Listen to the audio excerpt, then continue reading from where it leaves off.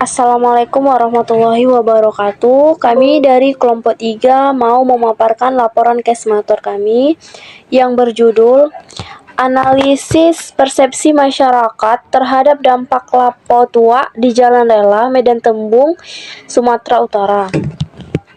Yang pertama-tama, yang kami hormati Ibu dosen pengampu yaitu Ibu Rohani. Kemudian adapun anggota kelompok 3 yaitu Evi Trisna Simatupang sebagai pemaparan materi yang pertama. Kemudian ada Mona Lisa Tiara Sinaga sebagai pemaparan yang ketiga. Kemudian ada Rafikayana, saya sendiri selaku moderator. Dan yang terakhir ada Fiona Nurfia Alfiatur Rahma sebagai pemaparan materi yang kedua. Langsung saja kepada pemaparan materi pertama, dipersilakan untuk memaparkan laporan case method. Baiklah, saya akan membacakan materi pertama yang bab 1 pendahuluan. Yang pertama, latar belakang. Lapo Tuak adalah sejenis warung layaknya warung kopi yang menyediakan minuman khas, yaitu tuak yang merupakan minuman beralkohol tradisi Batak yang terbuat dari nira kelapa atau aren yang diambil airnya. Namun, tuak adalah salah satu adat Batak Toba. Minuman pada saat ini menggunakan tuak bukan lagi hanya pada saat upacara adat tertentu saja, tetapi sudah dikonsumsi sehari-hari. Kemudian ada rumusan masalah. Yang pertama, bagaimana pedagang masyarakat sekitar yang sudah menetap lama dan yang sementara mengenai dampak lapo tuak. Kemudian yang kedua, bagaimana solusi yang diberikan atas dampak yang diberikan dari dampak lapo tuak tersebut. Kemudian ada tujuannya. Yang pertama, menganalisis atau mengidentifikasi pandangan masyarakat di Jalan Rela, yaitu masyarakat yang sudah menetap dan juga mahasiswa yang tinggal di lokasi tersebut. Kemudian yang kedua, merumuskan solusi yang dapat diberikan terhadap dampak negatif yang ditimbulkan dari adanya keberadaan lapo tuak tersebut. Kemudian kajian teori. Yang pertama, pengertian lapo tuak. Lapo tuak adalah sebuah warung yang menyediakan minuman tradisional Batak tuak yang terbuat dari nira kelapa atau aren. Lapo tuak memiliki sejarah yang panjang dan memiliki nilai-nilai demokrasi yang mirip dengan Agara di Yunani. Tempat ini bukan hanya untuk minum tuak, tapi juga sebagai ruang publik untuk berkomunikasi. Terima kasih kepada pemaparan materi yang pertama yang telah memaparkan laporan case method kita. Akhir yang akan disampaikan oleh Saudari Fiona. Kepada Saudari Fiona, saya persilakan. Selanjutnya itu adalah penggunaan lapo tua. Jadi Batak Toba itu khususnya masyarakat hawan atas memiliki budaya atau kebiasaan kaum pria dewasa yang berkumpul di sebuah warung atau lapo untuk menikmati tua dan bercengkrama. Bila ada seorang pria yang tidak pergi ke lapo tua, masyarakat desa ini sering menilai sebagai dia itu orang yang sombong atau tidak mau berbaur dengan masyarakat lain dan dapat dijauhkan juga dari kehidupan sosial masyarakat. Terus yang keempat ada kearifan lokal. Nah, jadi lapo tua ini juga memiliki kearifan lokal, minuman tradisional tua yang bernilai tinggi. Tua dapat dikembangkan sebagai potensi ekonomi di Tapanuli bagian utara, yang merupakan kawasan Danau Toba. Lapo-lapo tua dapat dikembangkan menjadi tempat yang bersih dan nyaman, serta menyajikan minuman dan makanan yang bermutu. Nah, yang kedua, perilaku sosial masyarakat. Pengertian perilaku sosial ini adalah setiap cara reaksi atau respon manusia, makhluk hidup terhadap lingkungannya. Dengan kata lain, perilaku disebut juga aksi, reaksi terhadap rangsangan.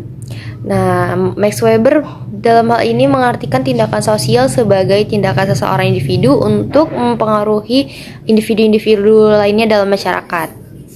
Selanjutnya, kebiasaan pengunjung di pak tertua. Jadi perilaku para pengunjung kedai yang sering mereka lakukan tuh bahkan udah menjadi kebiasaan mereka, bahkan menjadi budaya, seperti menghabiskan waktu sambil menikmati tua, berbincang-bincang, menikmati tambul, merokok, bernyanyi, bersenda gurau, berjudi, bahkan mabuk-mabukan untuk mencari dan mendapatkan kesenangan semata. Nah, karena hal itu, kebiasaan yang cukup sering terjadi di kedai tua menimbulkan kericuhan dan adu argumen, bahkan adu jotos. Nah, dari kebiasaan-kebiasaan pengunjung di park tertua, muncullah perilaku sosial yang dimana memberikan dampak yang buruk bagi peminumnya, kayak misalnya merusak syaraf, mengakibatkan perilaku menyimpang, memicu tindakan tidak bermoral, mengakibatkan gangguan keamanan, ketertiban, dan juga mendorong tindak kejahatan. Jadi alkohol yang dimaksud ini seperti zat adiktif, dimana menimbulkan ketagihan atau ketergantungan bagi peminumnya. Nah, selanjutnya itu ada penelitian relevan pada tahun 2020 GEA. Selanjutnya penelitian relevan pada tahun 2020 GEA, penelitian yang berjudul dampak keberadaan faktor tua terhadap perilaku sosial masyarakat sekitar Desa Padang Lancat, Kecamatan Batang Toru, Kabupaten Tapanuli Selatan. Di mana tujuan penelitian ini untuk mengetahui faktor-faktor yang melatar belakangi masyarakat meminum tua di Kecamatan Batang Toru, Kabupaten Tapanuli Selatan. Dan juga untuk mengetahui perilaku sosial masyarakat peminum-peminum tua di Desa Padang Lancat, Kecamatan Batang Toru, Kabupaten Tapanuli Selatan. Jadi hasil dari penelitian ini adalah perilaku sosial masyarakat peminum-peminum tua di Desa Padang Lancat adalah perilaku para pengunjung park tertua yang sering mereka lakukan, bahkan telah menjadi kebiasaan sehari-hari untuk menghabiskan waktu sambil menikmati tua, menikmati tambul, merokok, bernyanyi, berjudi, bahkan mabuk-mabukan untuk mencari dan mendapatkan kesenangan semata. Dalam case method kami menggunakan metodologi penelitian di mana lokasi penelitian kami di Jalan Rela Medan Tembung, Sumatera Utara, dan pemilihan lokasi penelitian yang dilakukan secara purposif berdasarkan pertimbangan yang disesuaikan dengan judul penelitian yang diambil. Jadi penelitian ini dilakukan pada tanggal 26 Maret 2024. Kami mengambil populasi dan sampel, yaitu populasi dari penelitian ini adalah seluruh masyarakat yang ada di Jalan Rela, baik sudah menetap lama maupun yang hanya tinggal sementara di daerah tersebut. Sampel dari penelitian ini adalah beberapa masyarakat yang berada tidak jauh dari Lapo Tua tersebut, yang terdiri dari 5 orang masyarakat yang sudah lama menetap di daerah tersebut, dan 5 orang mahasiswa. Kami juga menggunakan teknik pengumpulan data kualitatif yang dapat memberikan gambaran yang lebih jelas dan detail tentang persepsi masyarakat terhadap dampak Lapo Tua di Jalan Rela Medan Tembung, Sumatera Utara. Teknik yang kami gunakan untuk mengumpulkan data kualitatif terbagi menjadi 3, yaitu observasi, wawancara, dan dokumentasi. Kemudian dilanjutkan oleh Saudari Mona Lisa. Kepada saudari saya persilahkan.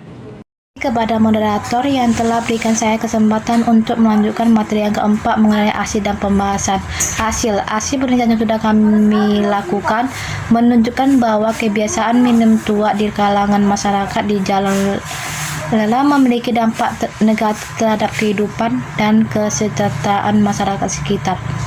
Narasumber yang kami pilih terdiri dari 2, yaitu yang pertama masyarakat sekitar yang sudah menetap di daerah tersebut dan mahasiswa yang hanya tinggal sementara di daerah tersebut hanya untuk menyelesaikan pendidikan di daerah tersebut.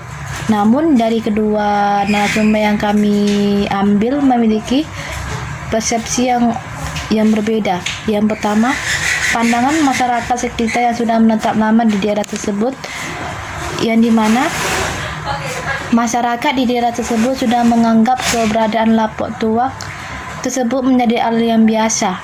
Toleransi tersebut terbangun karena keberadaan Lapo Tua tersebut sudah berada sejak lama, yang kurang lebih sudah berdiri 20 tahun lamanya. Masyarakat sekitar mengatakan bahwa Lapo Tua tersebut tidak terlalu memberikan dampak yang signifikan terhadap masyarakat sekitar. Meski Lapo Tua tersebut sangat sering terdengar sejumlah kaum bapak atau orang muda juga yang asyik bernyanyi kencang, namun masyarakat sekitar menganggap hal tersebut sudah menjadi hiburan di malam hari, dan masyarakat sekitar juga mengatakan bahwa mereka menyanyi di jam yang belum terlalu larut seperti jam 10 WIB atau malam. Dan setelah kami perdalam kembali dari hasil wawancara dengan masyarakat yang beranggapan bahwa narasumber memiliki toleransi terhadap Lapo Tua tersebut karena masih memiliki hubungan kekeluargaan yang cukup dekat. Namun, peneliti juga melakukan wawancara terhadap masyarakat yang rumahnya lumayan cukup jauh dari Lapak Tua tersebut. Namun, mereka juga mengatakan hal yang sama dengan narasumber sebelumnya. Dan mungkin karena jarak dengan lapak tersebut juga membuat keberadaan lapak tersebut tidak terlalu berpengaruh terhadap narasumber yang kedua. Yang kedua mengenai pandangan mahasiswa.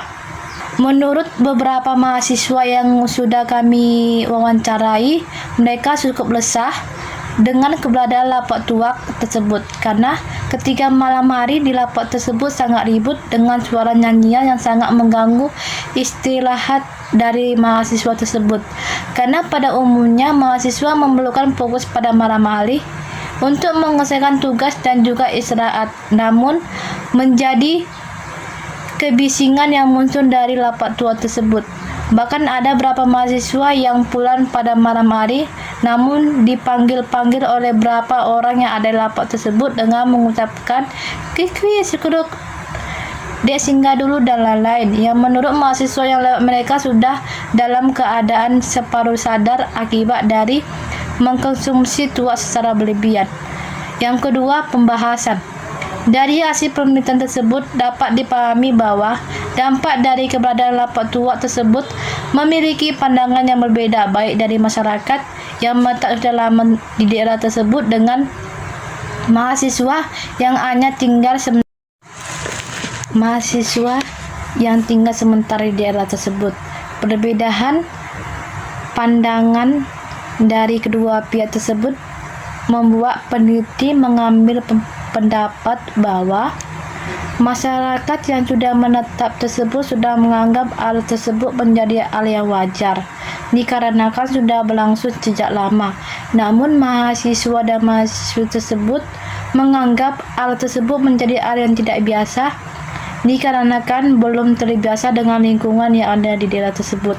Namun dampak negatif yang muncul dari keberadaan lapak tua harus segera diatasi sebelum menimbulkan kerusuhan yang lebih serius di daerah tersebut. Terima kasih, saya kembalikan kepada moderator. Terima kasih kepada Saudari Mona Lisa yang telah memaparkan pemaparan case method selanjutnya. Selanjutnya kesimpulan yang akan saya bawakan sendiri. Hasil penelitian menunjukkan bahwa masyarakat mempersepsi lapak tua sebagai tempat yang menyediakan tua untuk diperjualbelikan sebagai tempat hiburan, berdiskusi, dan berbagi informasi. Lapak tua juga digunakan sebagai tempat memulihkan tenaga setelah beraktivitas seharian dan menghilangkan suntuk. Namun, masih ada masyarakat yang kurang menerima keberadaan lapak tua di lingkungan sekitar mereka, sehingga terdapat pro dan kontra terhadap keberadaannya. Dalam sintesis, penelitian ini menunjukkan bahwa persepsi masyarakat terhadap lapak tua sangat dipengaruhi oleh berbagai faktor, termasuk fungsi lapak tua sebagai tempat hiburan dan tempat memulihkan tenaga, serta perbedaan pendapat tentang keberadaan lapak tua di lingkungan masyarakat tersebut.